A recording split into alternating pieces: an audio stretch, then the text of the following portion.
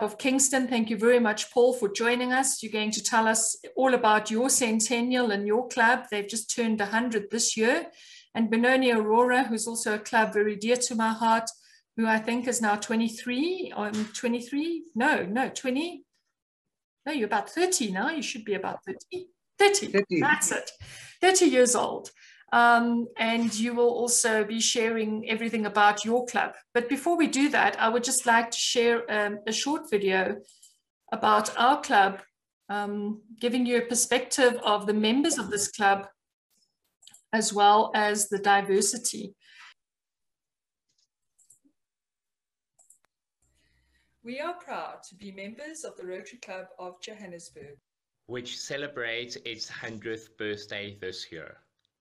Since our club was chartered, Rotary in Africa has grown to include around 1,647 clubs with over 38,600 members.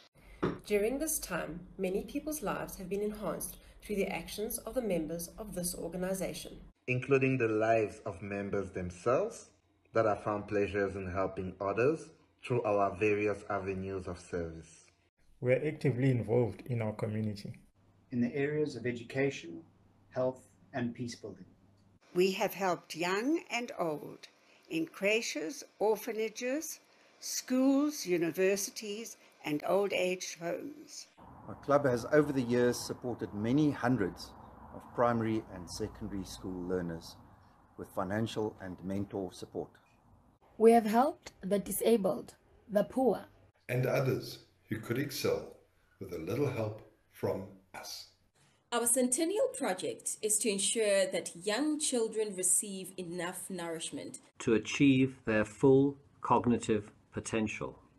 Our members are a diverse group of people ranging in age, culture, and skills. It is through our diversity that we are better able to understand the communities that we serve. Happy 100 years to our Rotary Club of Johannesburg and to Rotary in Africa. Long may we be of service to others. And continue to bring positive change to the lives of those around us. Thank you for indulging us with that short video, and I hope it gives you a bit of perspective about the Rotary Club of Johannesburg. And we are very excited to share this amazing international network that we have built up over the past 18 months through COVID. And then obviously, because we turned 100, we attracted a lot of attention globally. And without further ado, I'm going to ask Paul Elsley from the Rotary Club of Kingston to present his club. And I'm not going to introduce him any further than that because I do not want to steal his thunder. So Paul, over to you.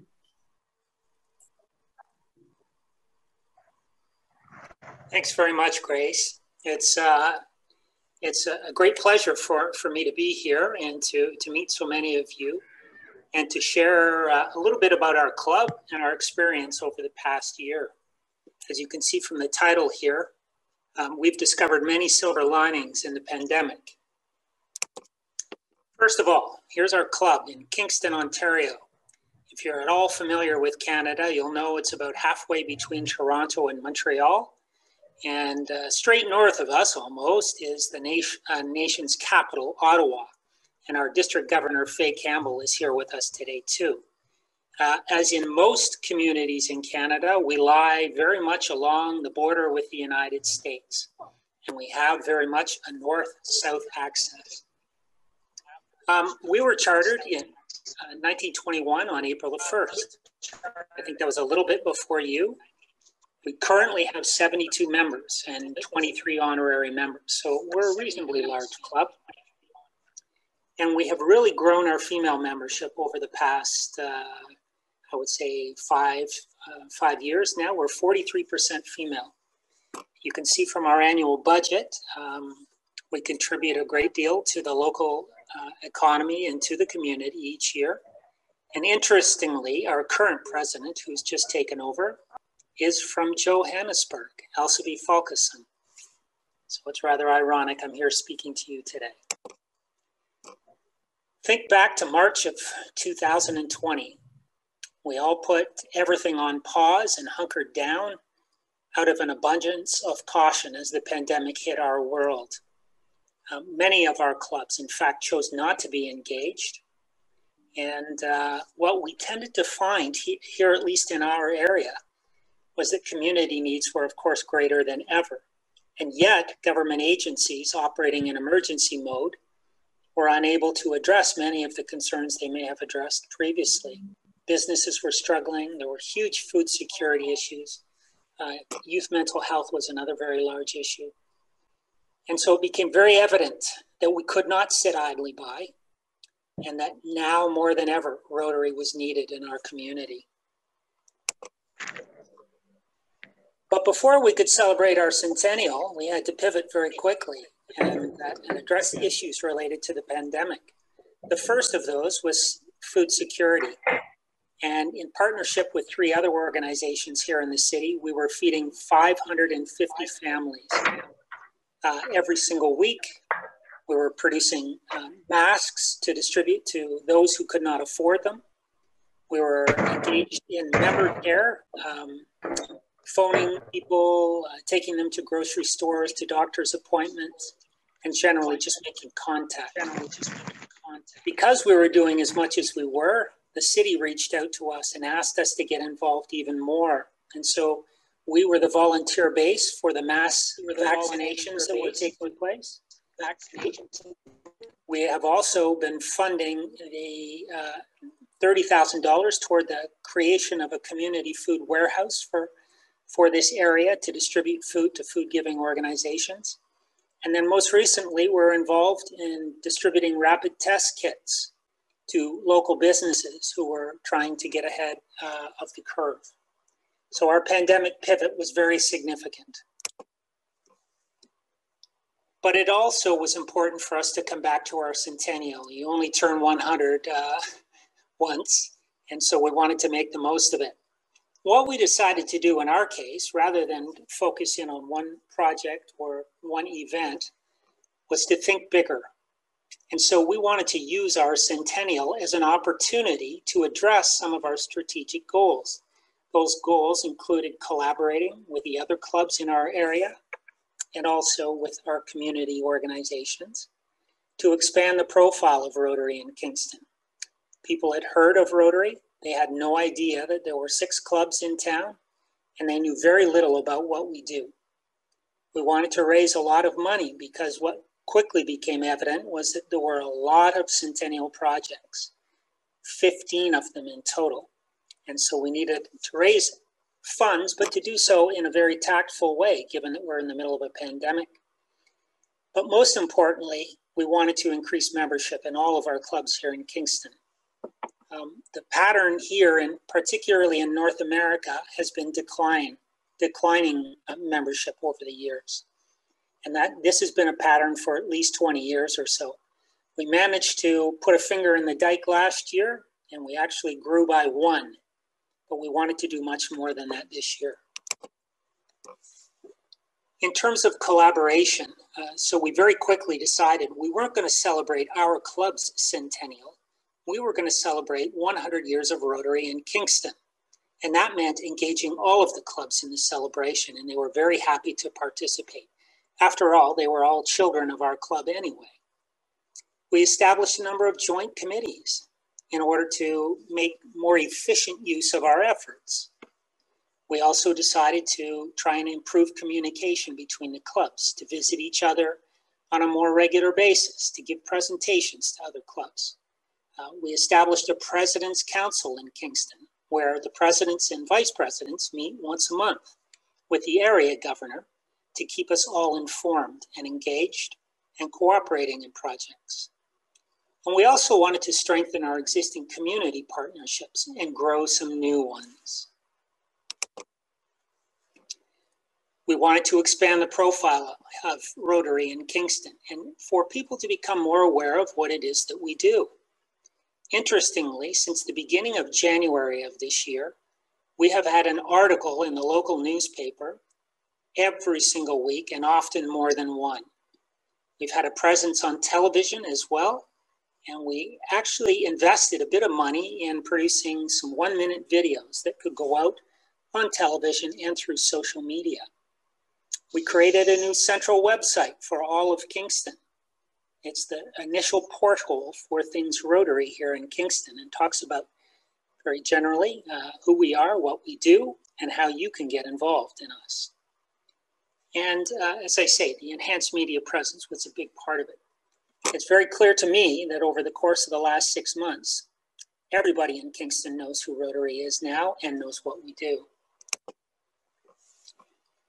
Because our goal was extremely ambitious, that is to fund 15 projects over the course of 6 months, we needed to raise a very large amount of money. Initially, we were planning on raising $100,000. What's that, about 1,100,000 Rand, I believe, in order to achieve our goal. And you had to be delicate in doing so because there were many businesses that were struggling, and some of our traditional fundraisers could not happen. We lost a gala where we were planning on raising $100,000. We lost a golf tournament. So we had to seek out new areas of financial support through local foundations, for instance. We also wanted to do a better job with the existing fundraisers we had that we could do. And to give you one very good example, we sell cash calendars every year. And typically we would raise about $18,000 from the sale of those calendars. Well, we decided we had to sell more calendars than ever, and we did, ultimately netting $30,000, the highest we've ever done before. And then we wanted to create some new fundraisers, things from comedy nights to hot stove events to online auctions, the kinds of things I think that many of us are doing. All told, we have contributed this year over $500,000 into the community through our projects. But I'm most proud of what we did in terms of membership. We have not only put a finger in the dike, but we've made a very significant effort to go in the other direction. This year, we have added 19 new members to our club. So that's a very significant increase in 1 year. It's almost a 33% increase in our membership. And we managed to do this in a number of ways. So the first thing that we did was to reach out to organizations, to reach out to individuals in a very proactive way, rather than waiting for them to come to us, as had been the case in the past.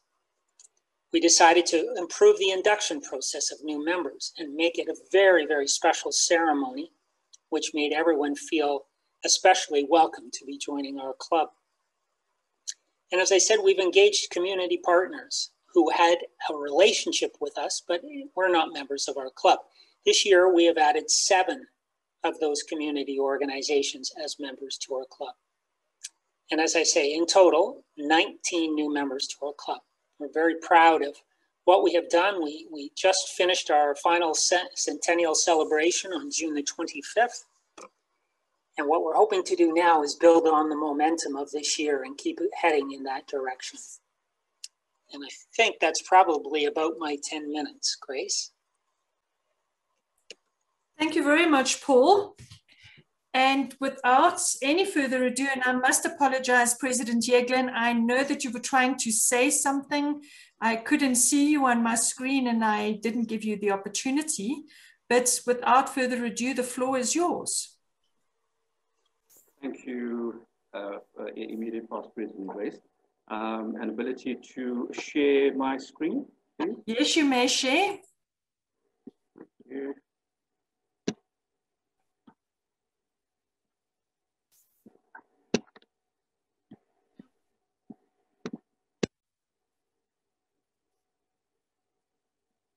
Are you coming right? You tell me if it's coming. There you go. Okay. That's fine. Immediate past Presidents Grace Van Zyl, District Governor Faye Campbell, President Elsley Folkson, formerly of South Africa, members of the Rotary Club of Kingston, Ontario, members of the Rotary Club BENONI AURORA, a very good evening to you. I must mention that my family and I had a good fortune of visiting your beautiful Canada in the summer of 2019. The closest we've been to Kingston is Toronto. I must also use this opportunity to extend an invitation to all on this meeting, COVID permitting, to visit our beautiful South Africa, where we would gladly host you. This is just a small tribute to a very well-loved, passionate member of our club. I would like to kick off this evening's presentation with a quote from our iconic late former President Nelson Mandela. What counts in life is not the mere fact that we have lived, it's what difference we have made to the lives of others that will determine the significance of the life we lead. I would like to give you a bit of background to our club. Rotary BENONI AURORA was chartered on the 14th of April 1991, and we are fortunate to have one of the charter members still with the club and in our presence this evening, namely Butch Wilson. Give us a wave there, Butch. Our club comprises 24 active members, the breakdown as indicated on the slide before you. According to Club Runner, they have 3 members as unreported. All we can interpret this is as they think our members don't remember their ages. Club membership numbers change every year, and this year, due to the various relocations by members prompted by the lockdowns, etc., we are down to 24 members in the club. However, we do have a satellite club coming on board. Our vibrant ANDs doing extremely well in all their projects. Our Rotary Club have a few inductions on the cards over the next few weeks.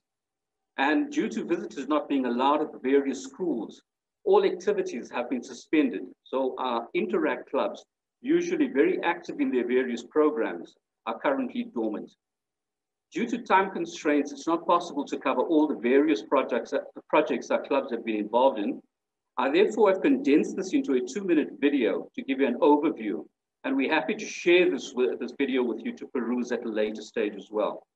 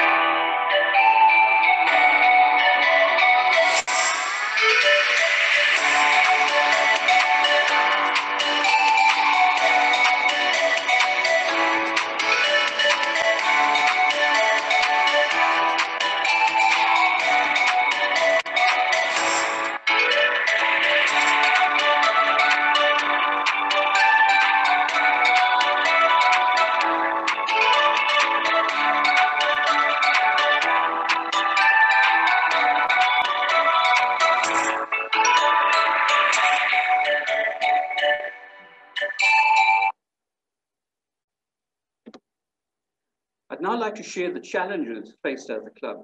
Since the start of lockdown in South Africa on the 26th of March 2020, we were placed onto level 5, meaning all forms of social interaction were suspended. This obviously included our in-person meetings at the local country club. However, AURORA rose to the challenge, and under the dynamic leadership of President Sonia Shear, we started conducting our weekly meetings via Zoom. This proved to be highly successful and attracted up to 90% attendance. As regards fundraising, we have an annual wine tasting expo called WineX. WineX is our biggest form of fundraising, and due to the lockdown, we were unable to generate that revenue, which badly affected the funding of our various projects. This meant that our various beneficiaries could not receive the type of tremendous support Rotary Club BENONI AURORA is known and capable of. And once again, due to the lockdown, we were not able to attract too many new members. However, we managed to induct 6 new members into the club. I would now like to hand over to past President Kevin Norris, who will take you through our successes enjoyed by the club. Good evening, everybody. Because of the short time period we have, I've selected 2 projects just to discuss. And the first one is one of our successes, is a project called Ekhaya de Luz, which is part Zulu, part Portuguese, meaning place of safety. Next slide, please. Next slide, please. Right, I'd like to just read the ethos of Ekhaya de Luz. Each child arrives with little or no luggage, but lots of baggage. The trauma and suffering is unexplainable.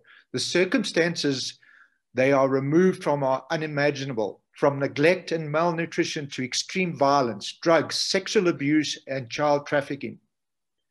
We take them in as a sibling, a son or daughter, and love them unconditionally.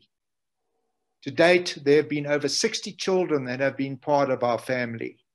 And those are the words of Anna Pinta Leroux, who's a past member of BENONI AURORA, who started Ekhaya de Luz. And her philosophy to provide and sustain a safe haven and foster home where neglected, abused, abandoned, and orphaned children are cared for, nourished, loved, and guided to experience their magnificence. Gently empowering children.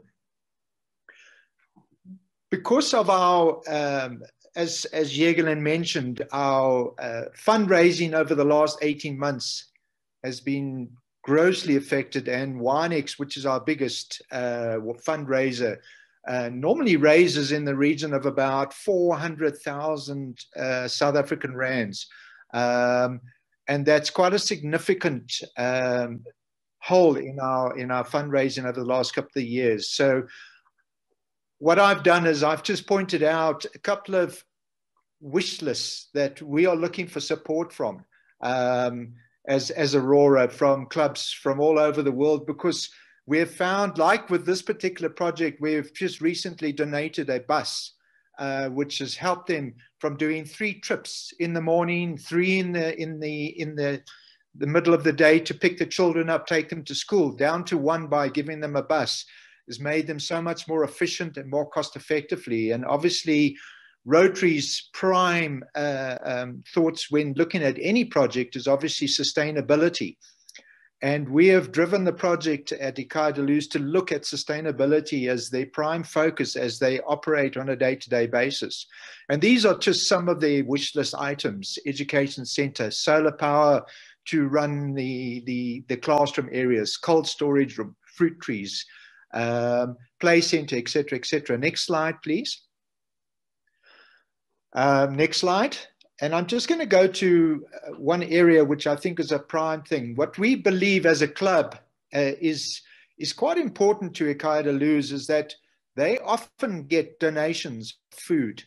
We've made it part of our mission as AURORA to advise everybody, if you have any food and overrun or you can't use whatever it is you're using, please let us know and we can get these through to the homes as quickly as possible.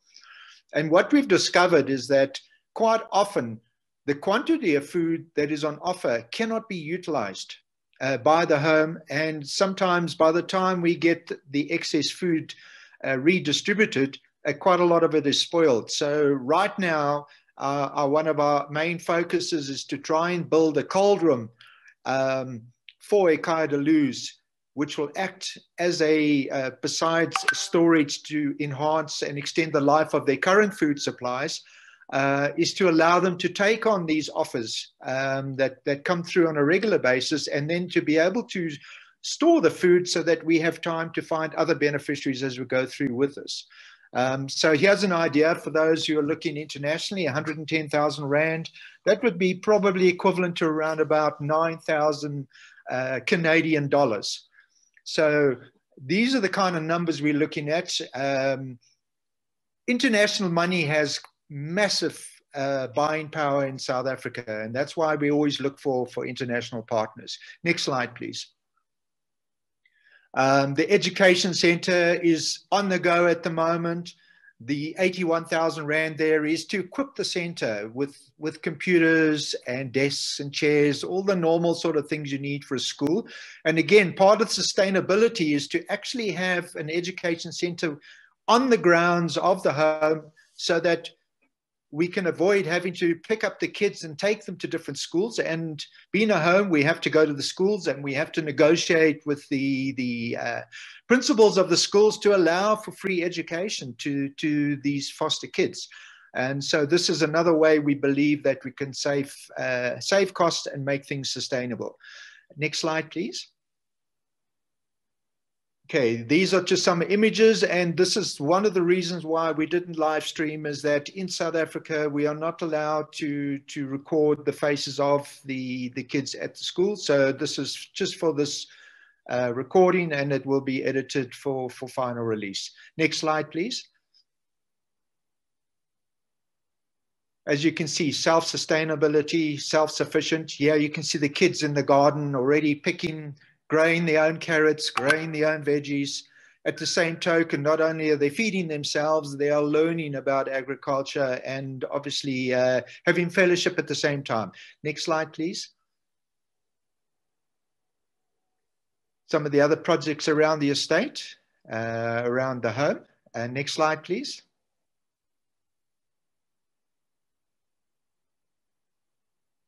And you can see the age group is literally from 1-year-old up to 18 years plus that are present at Ikaya de Luz. Next home, please. Thank you, Kevin. Continuing with our successful projects, allow me to introduce you to the Horseman's Sanctuary, which is a protected wetland within an enclosed residential area. Apart from housing a variety of local bird species, this sanctuary also serves as a resting place for various other bird species on their migratory route from Europe and the Americas. As per the picture, you'll see the flamingos that visit us annually for about a week at a time. We have partnered with Horseman's Sanctuary for the most recent project of removing the alien carp fish species and replacing with fingerlings. There are 3 phases to this part of the project, and we managed to secure a district grant to cover the first component. We would require additional funding for phases 2 and 3. Introducing indigenous water plants to increase biodiversity would be the next project. And of course, ultimately improving the water quality would be the final project envisaged. This brings us to the end. Just to add, all pictures were taken at the Horseman's Sanctuary, courtesy of David Dooley. Over to you, Dennis. All right, thank you, Grace. I have to say, what a fabulous meeting this has been. I mean, in such a change from the old Rotary Club of Johannesburg and what we are today. When you asked me to thank the speakers today, I thought, well, that's easy, and I did a little bit of research and had it all under control. And when I saw all these other Rotary clubs joining, a wonderful range of Rotary clubs, I suddenly had a mind blowout. I thought maybe I'm going to have to thank all of them, and I couldn't think how I was going to remember everybody's name. But anyway, it didn't work out that way. And my job tonight is to thank our speakers, who have been absolutely fantastic. Paul and Yegalan giving a really great insight into their clubs, and they are amazing clubs, both of them. The Rotary Club of Kingston in Canada, one of 4 clubs, I believe, and a club which received its charter around the same time as the Rotary Club of Johannesburg. So we have quite a lot in common with you. And in fact, we suffered from some of the similar things that you've suffered from. We were a city club, and the numbers started to wither away about 20 years ago. And gradually it was very difficult to find a sustainable model going forward. We're not nearly as social as this. And the opportunities were more difficult being in the city centre. and you know, companies were moving out and so on. So we had those difficulties. The Rotary Club of BENONI AURORA is a very social club with an awesome record for 30 years, and they've been around. And having lost one of your members to COVID, I'm sure that's a huge blow, and we are sorry for your loss. Anyway, another member you lost another member a few years ago, in that a past president of your club, Grace Van Zyl, who we've all talked about a dozen times tonight, and now a double past president of the Johannesburg club, who came in our hour of need and transformed us, the oldest club in Africa, into a dynamic, thriving young club with a growing membership. So we'd like to thank you for that. So part of our transformation has been to become a more social, and through the use of technology, broaden our reach to extend the hand of friendship to our Rotary friends all over the world. I noticed that the Kingston Rotary Club states that Rotary is non-discriminating, non-political, non-religious, and it occurred to me that with all those negatives, you might consider adding "and very friendly." I don't know if you thought about that. But it's true, those values prevail wherever the club is based. And our breakup group, we just was echoing the same sort of sentiments. One of the things that we've all got a strong bias towards is extending a helping hand to children. Children who can't speak for themselves, cannot fend for themselves, and often can't feed themselves. The Rotary Club of BENONI AURORA, you also have a strong emphasis with your Rotary Club, your Aikaya da Luz project, and Kingston with your Eagle Lake project, and all the background of looking after and trying to support children over the years. The Johannesburg Club too has a strong history of identifying children's needs, as well as other critical needs of society, which rise from time to time. But children are always a focus.